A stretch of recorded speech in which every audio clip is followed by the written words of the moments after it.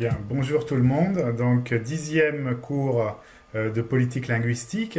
Donc, comme je vous l'ai dit, on va continuer en fait à travailler un peu sur la francophonie puisque c'est la langue qui nous concerne le plus directement et que très probablement vous allez enseigner du français langue étrangère et travailler dans des espaces plus ou moins francophones et éventuellement en partenariat avec les instances de la francophonie, que ce soit l'AUF, que ce soit des projets comme ceux qu'on va voir tout à l'heure, ou à l'intérieur d'instituts comme l'Institut français des différents pays où vous serez.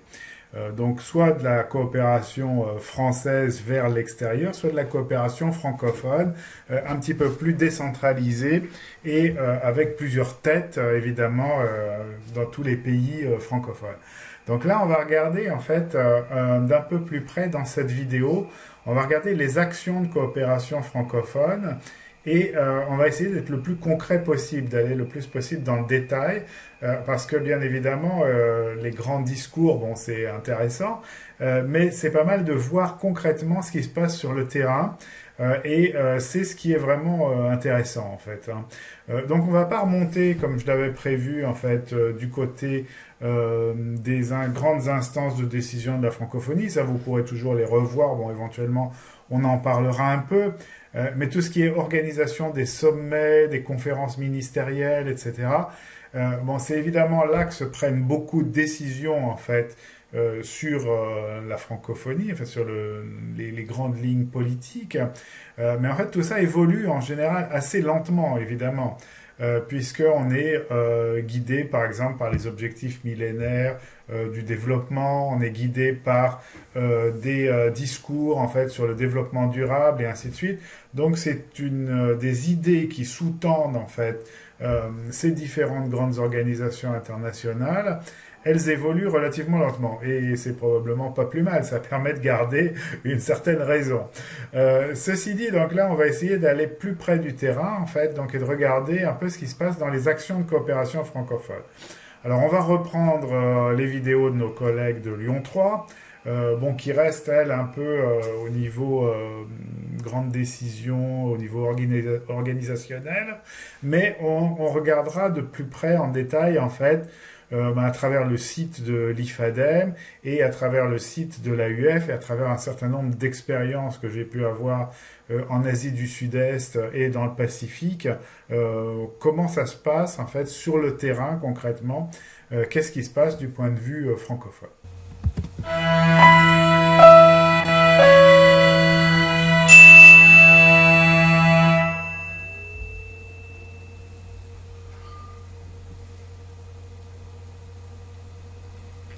Dans cette séquence, nous vous montrerons ce que fait la francophonie en matière de coopération ou autrement dit de solidarité. Ensuite, nous parlerons de ses programmes phares dans le domaine de l'enseignement de base en français, ainsi que dans la promotion de la paix, de la démocratie et des droits de l'homme. La coopération multilatérale francophone s'inscrit maintenant dans les missions et objectifs du deuxième cadre stratégique 2015-2022. Ce cadre a été élaboré lors du sommet de Dakar en 2014.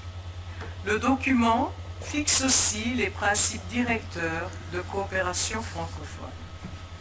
Dans son préambule, il est stipulé que par son engagement en faveur de la coopération multilatérale et du respect des principes de la Charte des Nations Unies, la francophonie continuera d'affirmer au cours des 8 prochaines années sa présence et l'originalité de sa démarche en mettant en œuvre ses programmes d'action tout en prenant activement part aux interventions de la communauté internationale et en contribuant au nouveau programme de développement pour l'après 2015 ainsi qu'aux objectifs du développement durable.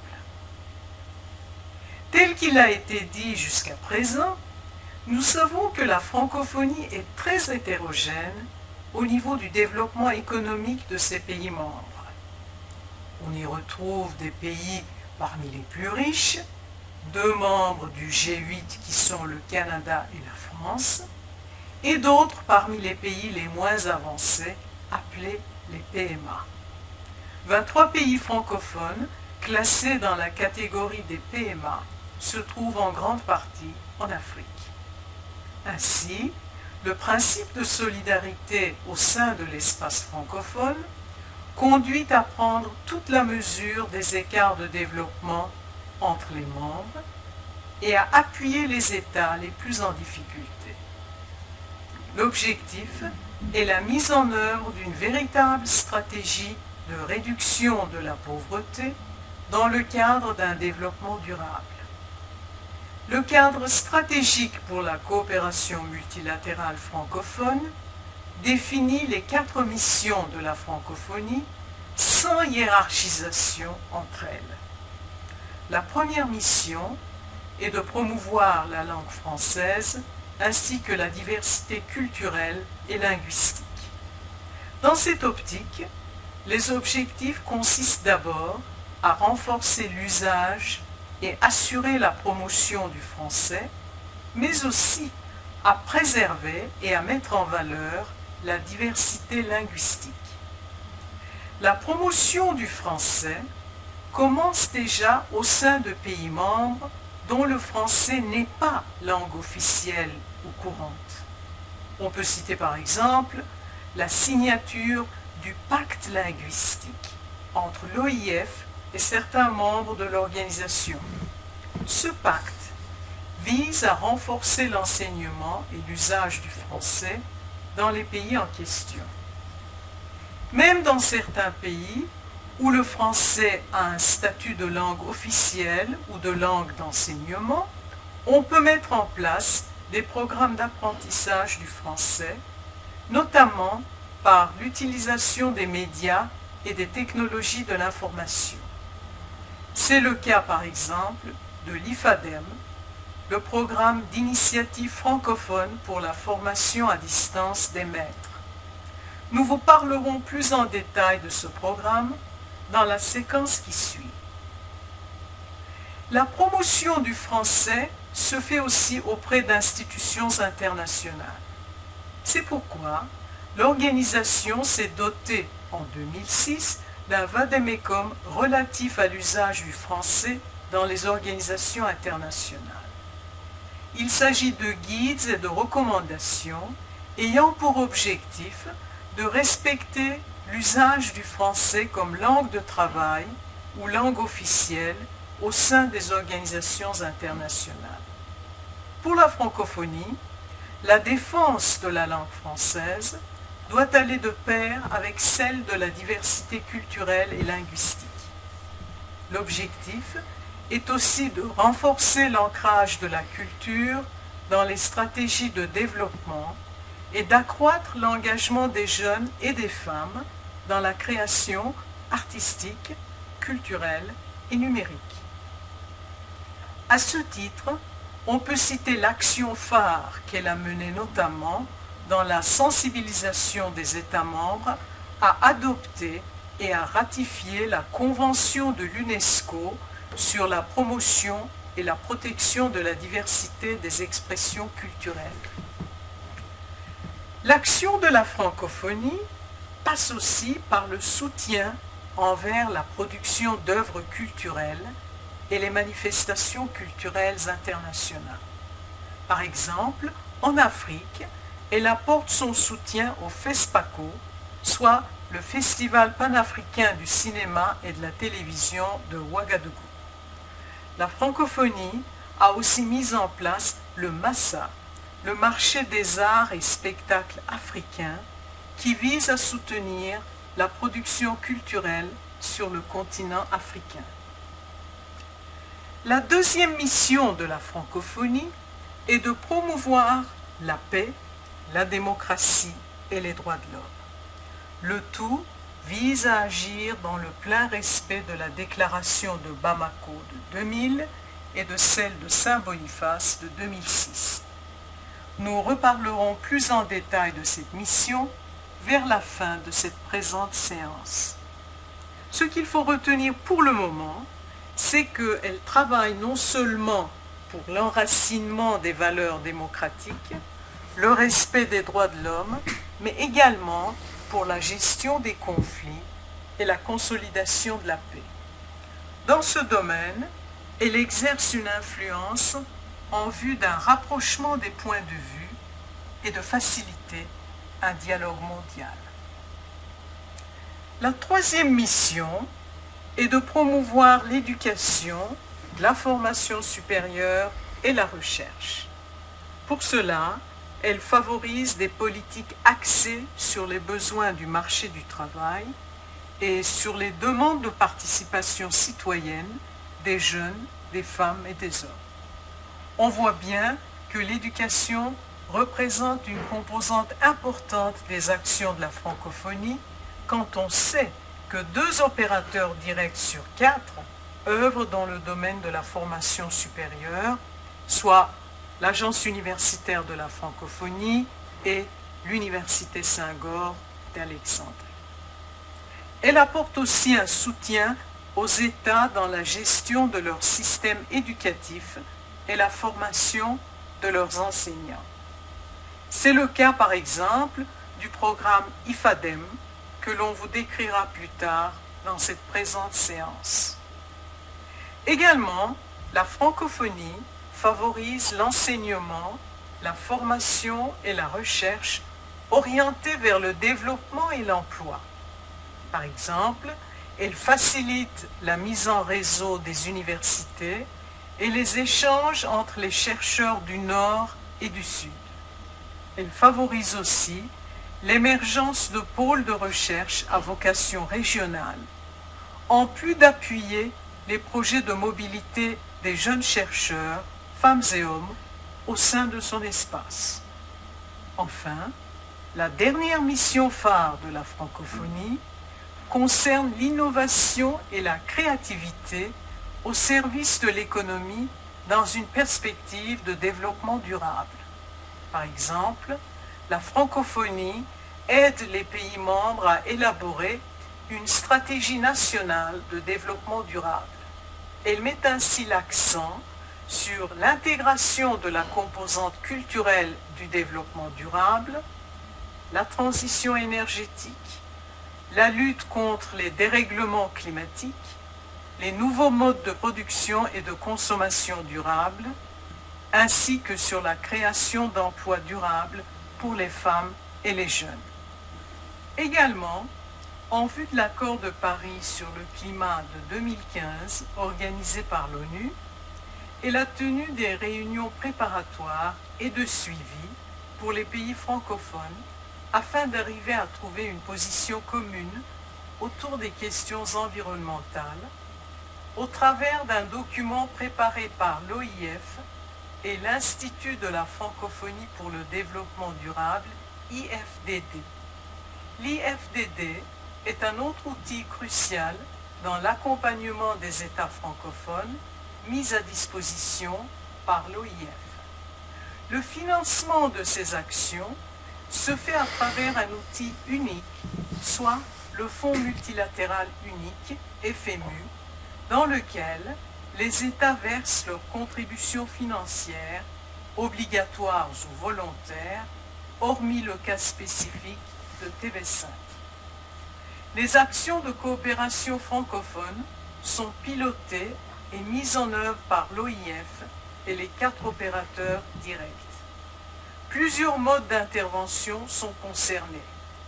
Services d'expertise et de conseil, concertation, mise en commun des savoirs, plaidoyer, information, sensibilisation, facilitation et financement de projets. Voilà comment la francophonie s'y prend pour encadrer ses actions en matière de coopération francophone.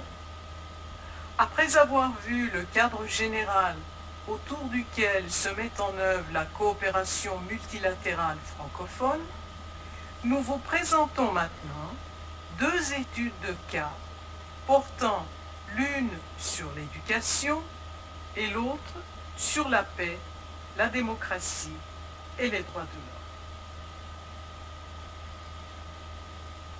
Donc vous voyez que dans ce discours, en fait, dans ce que nous dit Füsun Türkmen sur le fonctionnement de l'OIF et ses objectifs en matière de francophonie, mais aussi en matière de maintien de la paix, etc. Tout ça s'inscrit en fait dans les programmes de l'ONU, enfin dans le même type d'objectifs que les grandes organisations internationales. Donc le système ONU. Je vous rappelle que le système de l'ONU, de l'Organisation des Nations Unies, naît après la Deuxième Guerre mondiale aussi, en 1945, et que donc le but, évidemment, c'est de travailler sur l'avenir, de travailler sur un meilleur dialogue entre les nations et une égalité de développement des nations pour éviter des situations de guerre, de rivalité, etc. Actuellement, vous voyez bien que l'ONU peut être en difficulté par le fait que les États les plus riches la financent moins éventuellement parce qu'ils ont un certain nombre parce qu'elle elle édicte un certain nombre de contraintes qui peuvent être difficiles à atteindre par certains États. Je pense par exemple aux États-Unis. Donc qui ne veulent pas trop entendre parler des objectifs sur l'énergie, sur donc sur un certain nombre de problèmes. Bon, ça va revenir probablement avec Biden, ça va probablement changer, mais je veux dire de temps en temps, pas à certains moments. Certains États se retirent en fait du financement des Nations Unies, ce qui peut la mettre en difficulté. Bon, du côté français, on est toujours resté évidemment dans le financement de ces organisations-là, même si on a éventuellement du mal à atteindre les objectifs en fait qui sont édictés par l'ONU. Donc c'est intéressant de regarder un peu tout ça. Bon, vous voyez que c'est une grosse machine, hein, évidemment. C'est un peu lourd, évidemment, parce que ça implique beaucoup de concertation entre les États, ça implique des grandes conférences internationales, ça implique aussi un pilotage un peu par le haut, ce qui peut être un peu compliqué et des fois un peu frustrant. Par exemple, on aimerait bien que sur l'écologie, ça aille plus vite, sur l'éradication de la pauvreté, ce soit plus rapide et que ce soit plus contraignant éventuellement sur certaines grosses entreprises. Donc voilà, donc on va regarder quand même ce que sont ces objectifs du développement durable et comment on peut les défendre à l'intérieur de programmes du type de ceux de l'OIF. Donc premier objectif, pas de pauvreté. Donc éradiquer la pauvreté. Hein, donc vous voyez vous avez une animation en fait dans le site des Nations Unies. Donc premier objectif, pas de pauvreté. La croissance économique doit être partagée pour créer des emplois durables et promouvoir l'égalité. Donc un idéal qui ne met pas tout le monde d'accord, hein, malheureusement. Je veux dire, c'est-à-dire qu'en fait, il y a beaucoup de sociétés qui sont fondées en fait sur la compétition et plus que sur le partage. Et donc même cet objectif-là, qui a l'air en fait d'une évidence limpide, hein, n'est pas forcément toujours respecté. Donc donnez ce que vous n'utilisez pas. Plus de 700 millions de personnes vivent toujours dans une extrême pauvreté. Et en fait, on voit que dans le monde actuel, et peut-être avec des crises aussi comme celle qu'on vit actuellement, évidemment, les écarts entre les riches et les pauvres se sont plutôt creusés que réduits. Donc vous voyez les difficultés, je veux dire, on maintient ce discours, on essaie de maintenir le cap sur des objectifs comme ceci pour 2030, mais vous voyez bien que ça peut se heurter à énormément de difficultés. Donc on a les deux présentations. Hein. Deuxième objectif, éradication de la faim. Troisième objectif, bonne santé et bien-être. Donc si vous retournez sur les Nations Unies, faim zéro, le secteur de l'alimentation et de l'agriculture offre des solutions clés pour le développement. Il est au cœur de l'éradication de la faim et de la pauvreté. Donc évidemment, là aussi, la faim ça implique plein de choses. Hein. Je veux dire, si vous avez plus faim, il y aura moins de migration sur la planète, certainement. Il y aura plus de facilité aussi à accéder à l'éducation parce que évidemment on étudie mieux quand on a le ventre plein plutôt que quand on a le ventre vide. Donc il y a plein de questions autour de cet objectif 2 et aussi évidemment là on peut avoir plusieurs manières de le traiter parce que il y a à la fois l'agriculture telle qu'elle est industrielle actuellement et une agriculture avec un développement plus durable. Donc vous voyez qu'on est parfois dans une espèce de quadrature du cercle, hein. Objectif 3, bonne santé et bien-être, donner les moyens de vivre une vie saine et promouvoir le bien-être de tous à tous les âges est essentiel pour le développement durable. Vaccination. Donc vous savez que bon, il y a plein de pays, évidemment, bon, là, il y a la rougeole, il y a la fièvre jaune, il y a toute une série de maladies qu'on est plus ou moins arrivé à éradiquer avec les vaccinations. Là, je ne parle pas du Covid qui vient d'arriver sur le terrain et qui d'ailleurs a fait évoluer beaucoup en fait, les idées sur les vaccinations à travers les vaccins à ARN messagers. Donc objectif 4, éducation de qualité. Obtenir une éducation de qualité est le fondement pour améliorer la vie des gens et le développement durable. Donc là, on est en plein dans notre spécialité, hein. Je veux dire, c'est ce sur quoi on travaille, en fait. Une éducation de qualité qui soit émancipatrice, en fait, qui aide tout le monde à acquérir des idées sur le fonctionnement du monde, à pouvoir prendre part, en fait, au débat démocratique. Je veux dire, vous voyez que c'est pas des choses qui sont du tout neutres politiquement, hein. Quand on parle de politique linguistique, donc évidemment, on a dans le volet politique linguistique tout ce qui est question éducative et question sur la langue, hein, sur l'apprentissage des langues et l'usage de la langue du point de vue argumentatif, du point de vue débat, etc., qui va être essentiel. Autonomiser les femmes et les filles et défendre les qualités de leurs droits. Donc il y a un gros volet, vous voyez aussi, bon, on en parle très fréquemment, hein, de l'égalité homme-femme. Et donc là, vous voyez qu'il y a encore aussi beaucoup de travail de ce point de vue-là. Éviter de gaspiller l'eau, eau propre et assainissement. Une eau propre et accessible pour tous est un élément essentiel du monde dans lequel nous voulons vivre.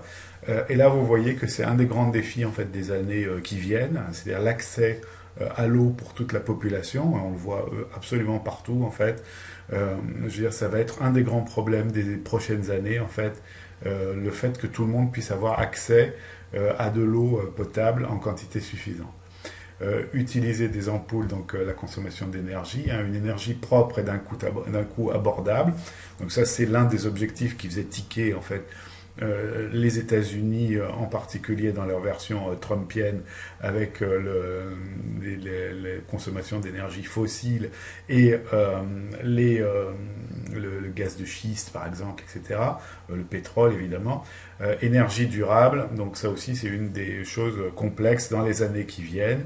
Créer des opportunités, un travail décent et la croissance économique. Oui, alors là, je suis désolé de sourire, mais bon, je veux dire, c'est vrai que quand on voit le développement de certains types de contrats de travail à l'heure actuelle, la précarité, en fait, entretenue par Amazon, etc., par des grandes entreprises récentes, je veux dire, on se dit qu'effectivement, il y a encore beaucoup de travail à faire pour que les gens puissent avoir un travail décent et que ça assure en même temps la croissance économique. Revoir et réorganiser nos politiques économiques et sociales visant à éliminer complètement la pauvreté. Donc vous voyez que on est toujours dans ces difficultés en fait entre la durabilité, la décence, les énergies renouvelables et l'éthique en fait du point de vue du travail et ainsi de suite.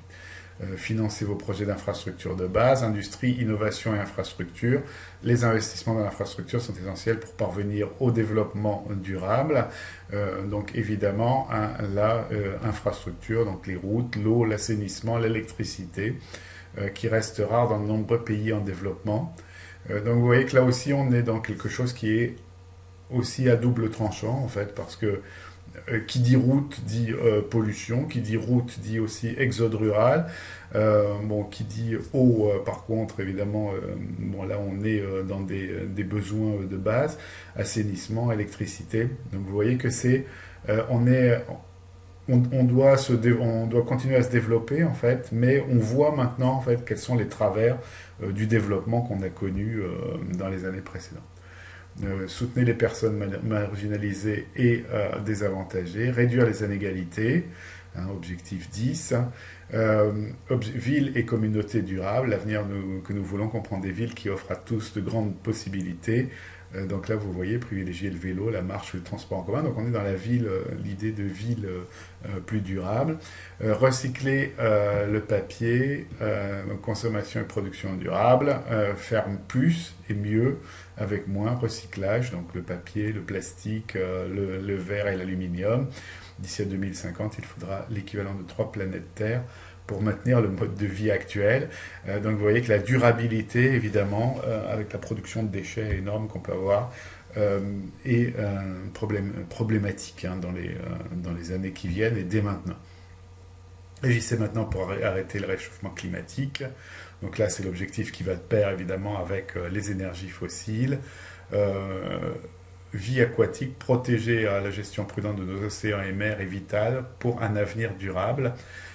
Voilà, planter un arbre et protéger l'environnement. Vie terrestre, la déforestation, la désertification posent des défis majeurs au développement durable.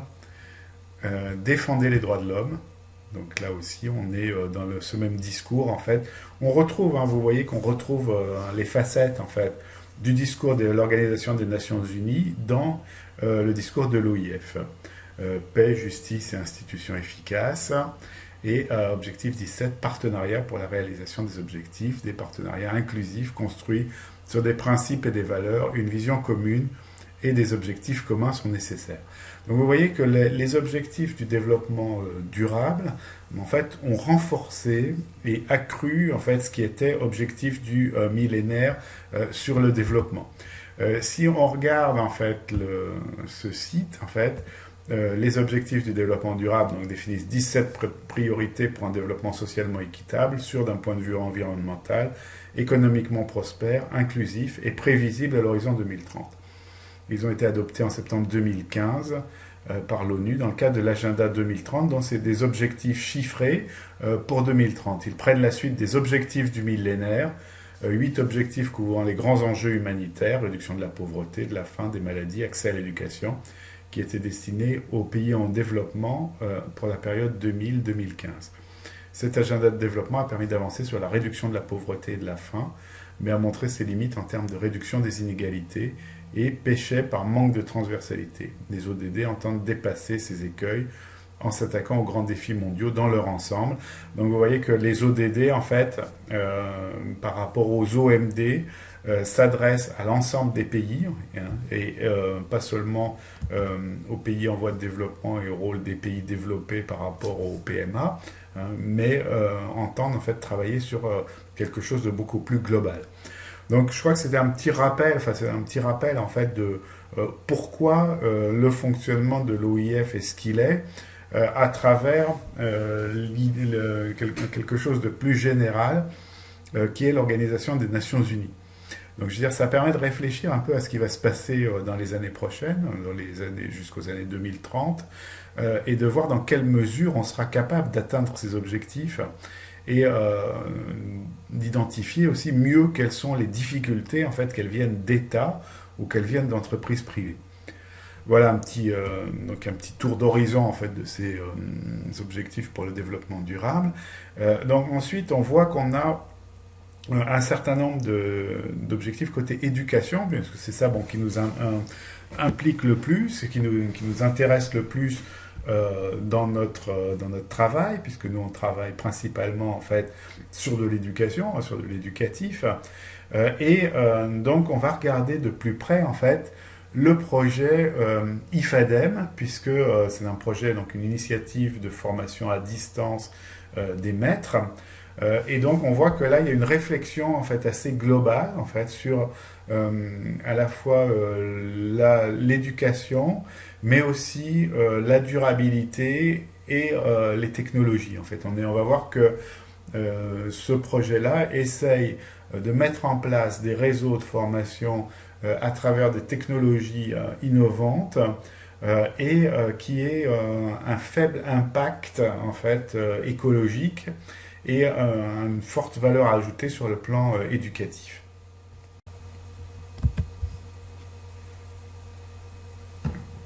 L'éducation de base et l'enseignement du français représentent des enjeux incontournables pour le développement de plusieurs pays francophones, et en particulier en Afrique, dont la langue choisie pour l'enseignement est le français.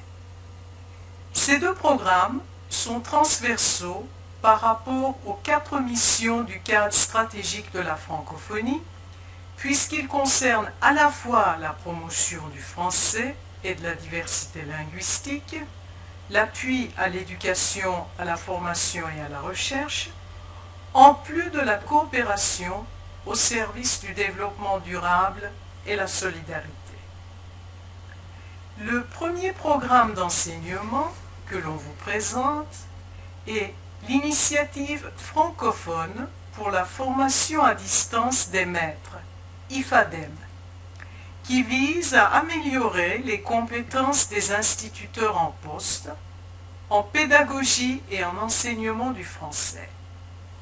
Le programme est piloté par l'OIF et l'AUF avec des partenaires techniques et financiers comme l'Agence française de développement, AFD, le ministère des Relations internationales du Québec, l'Union européenne et l'Agence canadienne de développement international.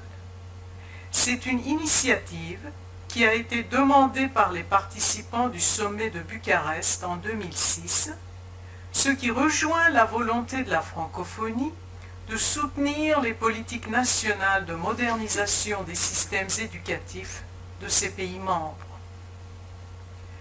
Cela passe par de la formation en partie à distance, adaptée aux besoins et réalités socioculturelles de chaque pays et destinée à des enseignants en région rurale. Le besoin est urgent quand on considère surtout que la qualité de l'enseignement n'arrive pas à atteindre le niveau jugé suffisant dans de nombreux pays en développement. Comme résultat, les enfants de ces pays n'arrivent qu'à assimiler entre 20 et 25% des connaissances acquises par ceux des pays développés. Ces statistiques nous permettent de constater que l'accès universel et démocratique à l'école n'équivaut pas automatiquement à la réussite scolaire. En effet, d'autres éléments importants sont à considérer pour augmenter la qualité de l'enseignement, tels que la santé et la nutrition des enfants, la motivation des enseignants, l'administration du système, etc. Dès ses débuts, le programme IFADEM a été fondé sur la collaboration et le partenariat. Les décisions et les actions relèvent ainsi des pays eux-mêmes et non d'une institution internationale quelconque. D'ailleurs, le programme est lui-même piloté par un comité formé entre autres de l'administrateur de l'OIF, du recteur de l'AUF, d'un conseiller du secrétaire général de la francophonie, mais aussi des ministres chargés de l'éducation de base dans les pays participants. Ce comité travaille en plus en étroite coordination avec le comité national de chaque pays concerné, dont les membres sont nommés par le ministre en charge de l'éducation de base. Toutes ces concertations visent à construire une pédagogie adaptée au contexte local. Dans cette optique, on veille à ne pas imposer des théories et des pratiques conçues ailleurs. Pour élaborer les cursus de formation qui sont destinés à tous ces enseignants, on a recours à des experts en linguistique, en pédagogie, en didactique et même en littérature. C'est en 200 et 300 heures de tutorat et d'apprentissage qui sont consacrées à chacune de ces formations, qui sont dispensées sur une échelle de 9 mois, principalement à distance. Les enseignants apprenants peuvent ainsi compter sur IFADEM pour, entre autres, obtenir des mementos, des livrets complets de formation sur la didactique du français. De plus, à travers le programme, ils ont accès à une véritable banque de ressources audio et vidéo pour constituer leur matériel pédagogique. Des ateliers leur sont aussi offerts pour les former à l'usage de technologies de l'information et de la communication. L'objectif est d'aider les maîtres enseignants à en faire progressivement l'usage pédagogique dans leur classe. Il faut admettre que les projets d'IFADEM ne se sont pas toujours déroulés sans heurts. Par exemple, lors d'un projet pilote au Burundi en 2008 et 2010, on visait à inclure l'utilisation de lecteurs MP3 auprès d'un groupe de 650 apprenants. L'expérience fut un échec en raison des nombreuses pertes, des vols et des bris de matériel. Cependant, d'autres projets ont donné des résultats très satisfaisants.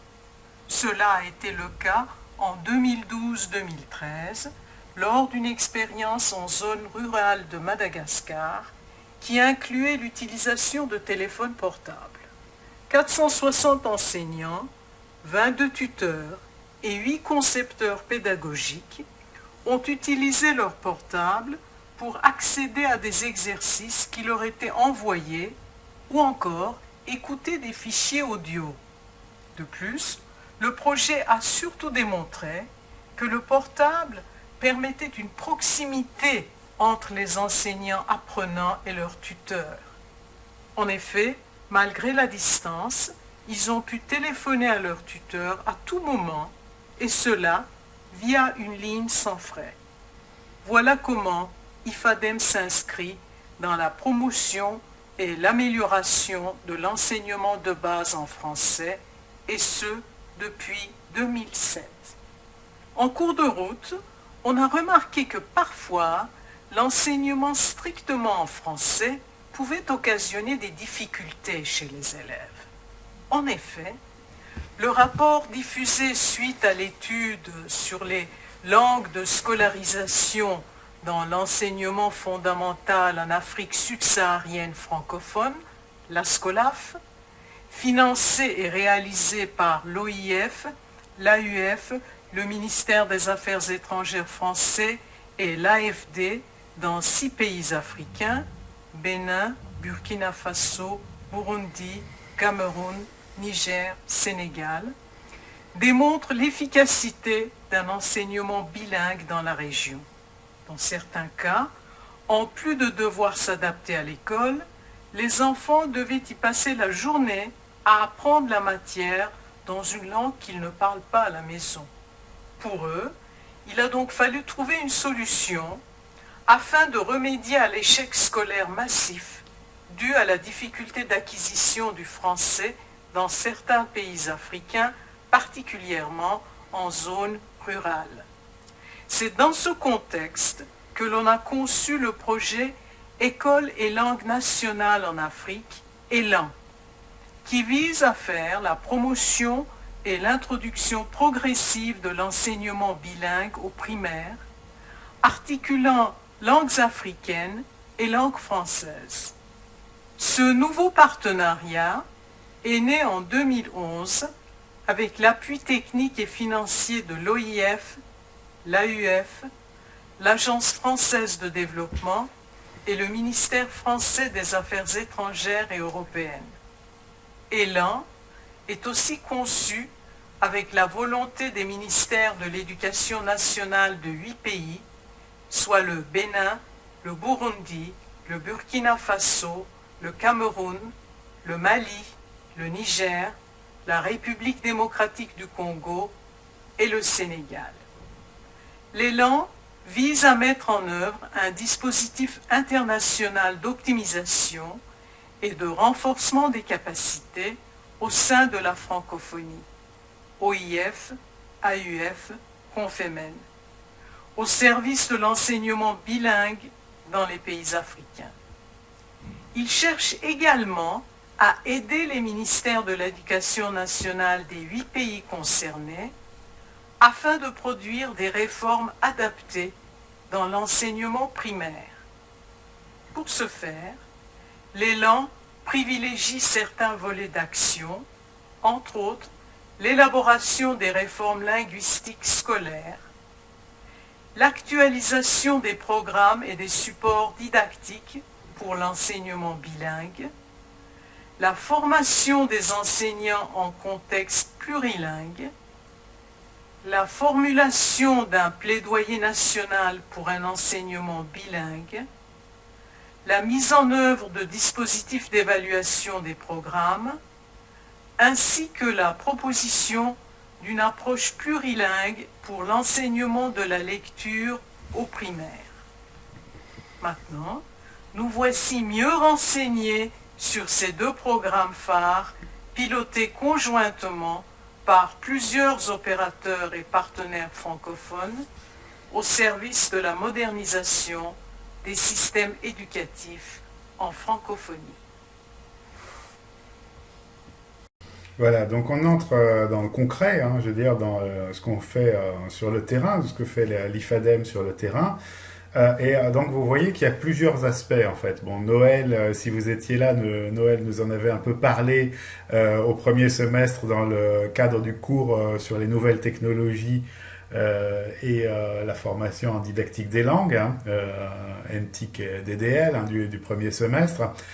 Donc là, on va en reparler un peu plus en détail. Et puis, on va parler aussi d'élan Afrique, en fait. Parce que vous voyez que là, le discours, en fait, sur les langues et sur la francophonie évolue, en fait, vers le bilinguisme et vers le plurilinguisme. Donc, on prend en compte, en fait, les difficultés, en fait, le recul relatif de l'école en langue française depuis les décolonisations, hein, et le fait que très souvent, en fait, l'acquisition de compétences en français va être compliquée par des questions linguistiques et que donc il va falloir passer par des langues africaines. Heureusement, on a énormément travaillé quand même sur les langues africaines et je veux dire le discours a changé petit à petit en fait en montrant que c'est intéressant d'avoir une approche convergente, je veux dire, c'est-à-dire de partir de la langue maternelle en fait des apprenants et d'enseigner au départ dans leur langue maternelle, puis de les amener petit à petit vers d'autres langues, vers le bilinguisme ou le multilinguisme, enfin ou le trilinguisme, etc. Puisque très souvent, en fait, comme on le voyait au départ, donc sur notre système gravitationnel de Calvert, en fait, on va apprendre une langue de plus grande communication, enfin je veux dire nous permettre une communication avec un espace plus large au plan mondial pour aller vers une langue hypercentrale éventuellement. Donc en partant, je sais pas, par exemple, mettons que vous soyez au Mali, que vous parliez le Bambara, pour faire simple, hein, parce qu'on pourrait aussi aller à un autre niveau en disant que vous parlez le Bozo ou le Dogon, vous allez apprendre probablement justement le Bambara. Puis ensuite, bon, après avoir travaillé en Bambara et avoir travailler aussi sur l'alphabétisation, par exemple en Bambara, apprendre le français. Bon, ça simplifiera déjà le travail parce que l'alphabétisation que vous aurez eue dans votre langue maternelle il y aura des compétences qui seront réinvestissables dans l'apprentissage du français et ça vous permettra de construire des savoirs plus solides. Donc on va voir un peu comment fonctionne l'IFADEM et ensuite on verra un petit peu Élan Afrique. Donc vous voyez, bon, là on est sur le site de l'IFADEM. Donc c'est intéressant parce qu'on a directement, en fait, vous voyez ici, on regardera tout à l'heure les ressources éducatives avec les contenus de formation, les ateliers, les pays partenaires. Donc il y en a un certain nombre, hein, Bénin, Burkina Faso, Burundi, etc. Pas mal de pays évidemment situés en Afrique. Bon, une présentation générale en fait. Et on regardera peut-être un peu la rubrique sur la place des technologies parce que c'est aussi une partie intéressante. Donc vous voyez que 1 236 877 élèves concernés, donc les chiffres sont très très précis, hein, 22 152 enseignants formés, 1225 formateurs et encadreurs, 9 696 formés au TIS, donc il y a un gros volet hein, évidemment technologie de l'information et de la communication appliquée à l'éducation, 2 616 054 heures de formation, 160 791 ouvrages et dotations pédagogiques, 24 espaces numériques, 1577 équipements numériques, 88,5% d'enseignants certifiés. Donc vous voyez qu'il y a un gros volet numérique. D'ailleurs, on va regarder ça un peu tout de suite en fait à travers la présentation. En fait, vous avez quelque chose sur la place des technologies. Donc les zones rurales africaines sont la cible principale d'IFADEM. Les modalités de formation à distance et l'usage des technologies doivent donc s'adapter à ce contexte particulier où l'électricité est rare et chère, où les enseignants en poste n'ont quasiment jamais utilisé d'ordinateur. Donc évidemment, je dirais, il est difficile maintenant de se passer en fait de nouvelles technologies sur le plan éducatif. Et je veux dire, comme on le voit d'ailleurs ici, ça donne accès à toute une série de ressources. Bon, comme je vous le disais, je vous l'ai dit plusieurs fois, en fait, des questions en Afrique sont les questions d'accès aux technologies. Bon, ça pose d'autres questions qui viendront, sur lesquelles on pourra réfléchir après, parce que évidemment, quand on fait rentrer des nouvelles technologies dans ce type de pays, il y a plein de conséquences. Hein. Je veux dire, ça va ouvrir en fait une porte vers toute une série de contenus. Ça va aussi impliquer en fait une modification en fait de la manière de penser, hein, tout simplement. Je veux dire parce que on accède différemment à l'information à travers les nouvelles technologies, parce que l'informatique c'est une invention voilà, américano-européenne, enfin en tout cas du Nord, avec une logique particulière, avec un mode de fonctionnement particulier, et il faut arriver à l'investir en fait et à y construire des contenus qui ne soient pas uniquement de la publicité, de la dépendance aux technologies, etc. C'est pas simple du tout, hein, ça pose plein de questions. Mais en tout cas, c'est assez passionnant. Je vous l'ai raconté déjà probablement quand j'étais en Mauritanie. En fait, on n'avait pas encore, c'était en 2000, hein, et on n'avait pas encore de câbles sous-marins qui passaient au large de l'Afrique. C'est ce qui est arrivé il n'y a pas très longtemps. Tous les gros backbones en fait qui permettent de distribuer les données. Parce que vous voyez que maintenant on met des réseaux de satellites en fait tout autour de la planète, mais qu'on a aussi de la distribution des données à travers des câbles de fibre optique sous-marins. Donc j'ai vu arriver celui de Mauritanie, j'ai vu arriver ensuite celui du Vanuatu quand j'étais au Vanuatu. Enfin non, il n'est pas encore arrivé d'ailleurs quand j'en suis parti. Donc je veux dire, c'est un développement d'infrastructures pour la communication. Ça aussi, là aussi, il y a des gros enjeux politiques, puisque comme je vous le disais, en fait, donc le SAT3WASC, le câble qui est au large de l'Afrique, en fait, il n'y a pas de sortie optique vers la Mauritanie. Il y en a une vers le Sénégal, mais ils ont négligé la Mauritanie qui paraissait être un enjeu trop petit, en fait, en termes de quantité de population. Donc, zone rurale africaine, cible principale d'IFADEM, parce qu'effectivement, bon, dans les zones rurales africaines, on n'aura pas forcément d'électricité, donc on va utiliser des panneaux solaires probablement pour alimenter ces petites machines, et on va taper directement dans les satellites, en fait, donc ce qui va supposer une certaine technologie, en fait. Le support papier reste le moyen le plus sûr chez les instituteurs en poste. Une déclinaison des livrets est proposée sur la plateforme d'enseignement à distance Moodle avec des activités d'apprentissage spécialement adaptées.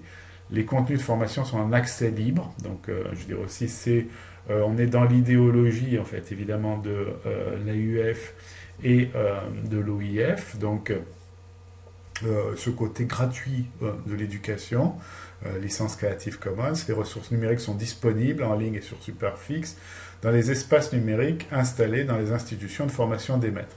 Donc ça va permettre de diffuser en fait toute une série de choses et de concevoir sur place en fait aussi des ressources, parce que évidemment on ne va pas uniquement avoir une approche descendante, si j'ose dire, hein, je veux dire, mais aussi une approche montante. Je veux dire, à partir du terrain, en fait, on va concevoir des choses qui seront adaptées au terrain, et déjà rien que les questions linguistiques, justement, vont déterminer un certain nombre de questions, parce que ce ne sera pas la même langue ou les mêmes langues dans tous ces pays d'Afrique. Hein. Le français est un facteur d'unification, mais je veux dire, il va falloir aussi travailler sur les langues africaines, comme on va le voir à travers le projet Élan Afrique. Donc là, si vous regardez, je vous invite à regarder le site tranquillement, hein, et à vous faire une idée, parce que bon là, on n'aura pas le temps de voir absolument tout, mais c'est intéressant de voir qu'on a les ressources éducatives en termes de contenu de formation. pays par pays. Donc là, j'étais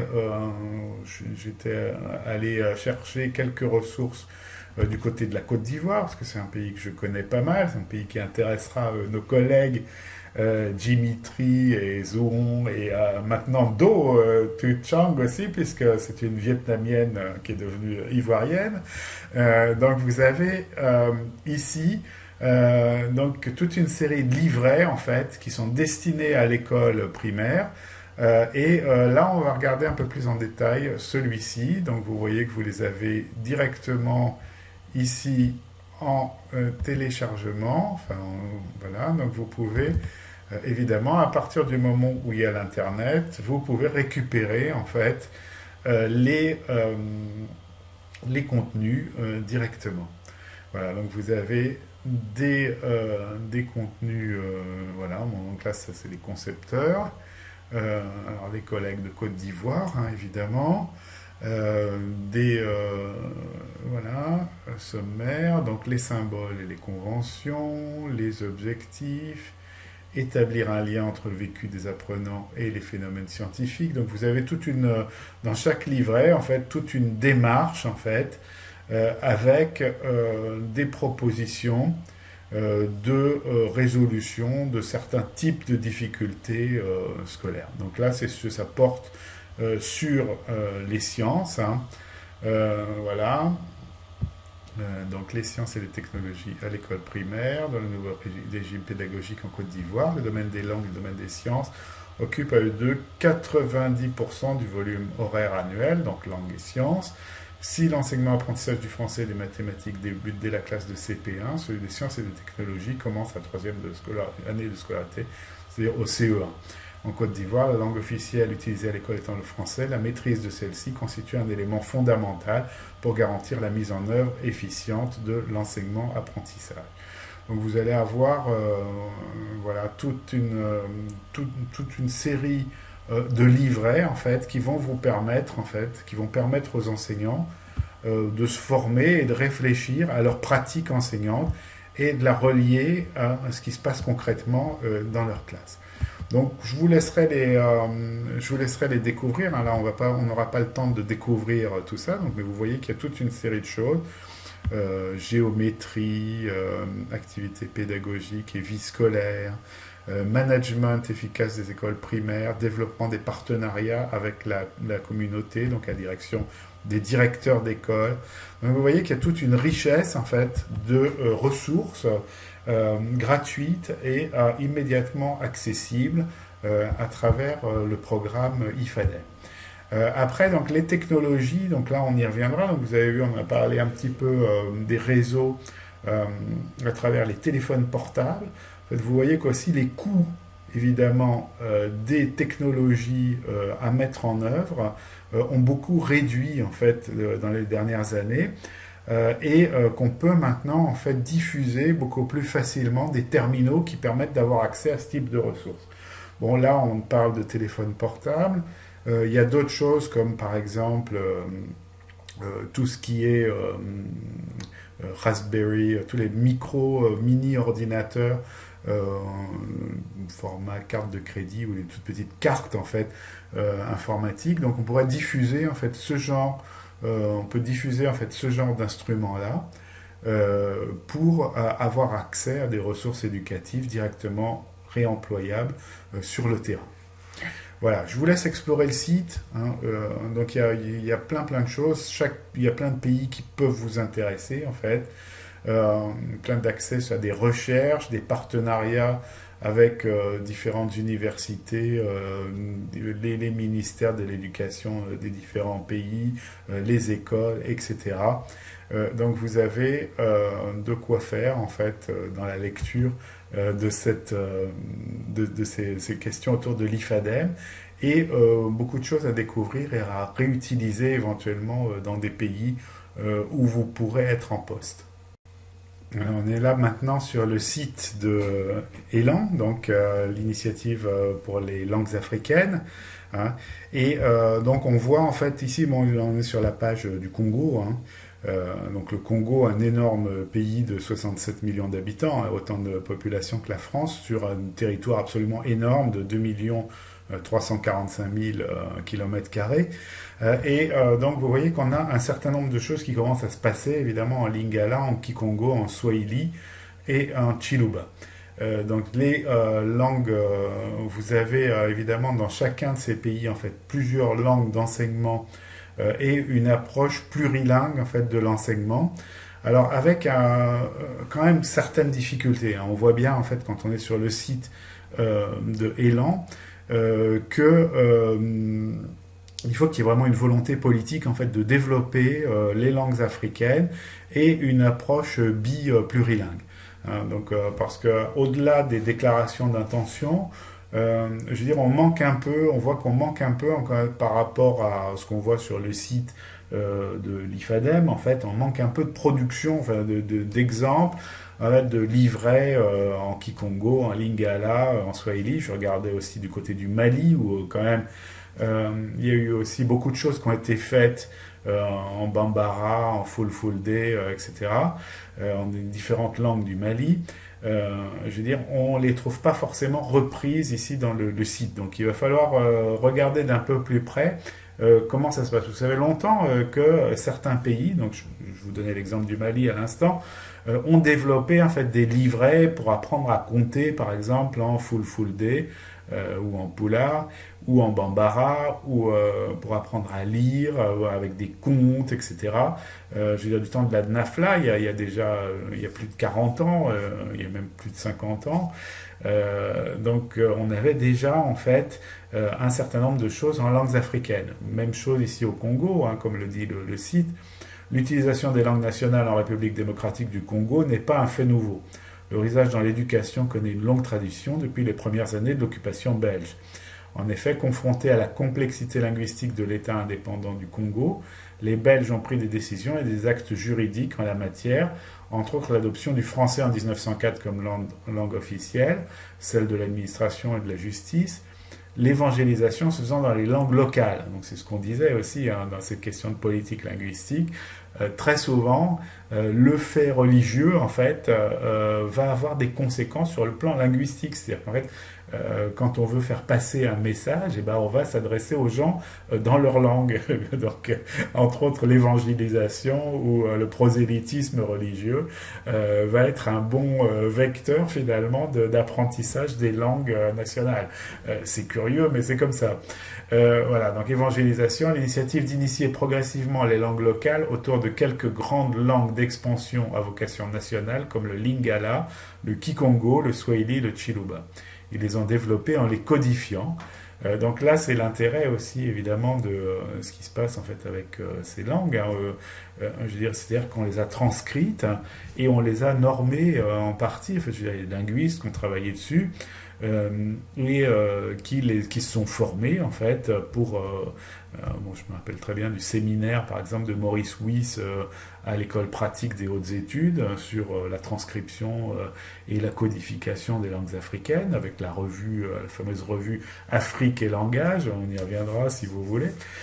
Donc vous avez tout un travail qui a été mené sur ces langues pour les codifier, donc les transcrire et les normer. Hein. Malgré l'absence d'une politique linguistique explicite, les travaux de la Commission des réformes de l'enseignement, 20 février au 1er mai 1928, ont préconisé le bilinguisme franco-congolais à l'école primaire, l'introduction des langues nationales dans l'enseignement primaire. Donc là, on est dans ces années-là, hein, 67, fixation de la transcription du Bambara au Mali, 68, réforme de l'enseignement au Congo. On est dans ces années-là où il va y avoir un mouvement vers les langues nationales, les langues vernaculaires en Afrique, et où on va commencer à les utiliser dans l'enseignement. Il y a encore du travail, je veux dire, il y a encore beaucoup de choses à faire en fait. Quand vous voyez, je veux dire, pour convaincre tout le monde de la valeur, de l'intérêt de ces langues, bon ça je crois que le travail commence à être pas mal fait, mais pour les mettre sur un pied d'égalité sur le plan éducatif, il y a encore pas mal de travail, parce que ça suppose des publications, ça suppose des travaux évidemment dans ces langues-là, ça suppose donc des publications de livrets, de littérature, de toute une série de choses dans ces langues. Et il faut qu'il y ait un intérêt, évidemment, des pays concernés parce que c'est souvent en fait, ce ne sont pas forcément les pays qui viennent aider qui vont s'intéresser directement aux langues africaines. C'est assez rare en fait que des experts européens ou des experts africains venant d'une autre langue apprennent une langue africaine, prennent une langue qui soit moins centrale, si j'ose dire. Hein.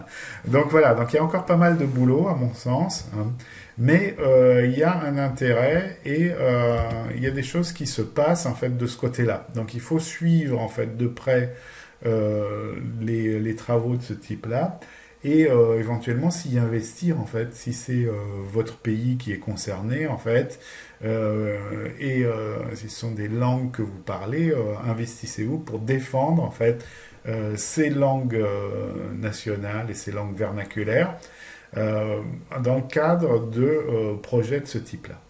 Voilà, merci beaucoup pour votre attention. Donc, bonne semaine et puis on se revoit dès vendredi. Merci, à bientôt.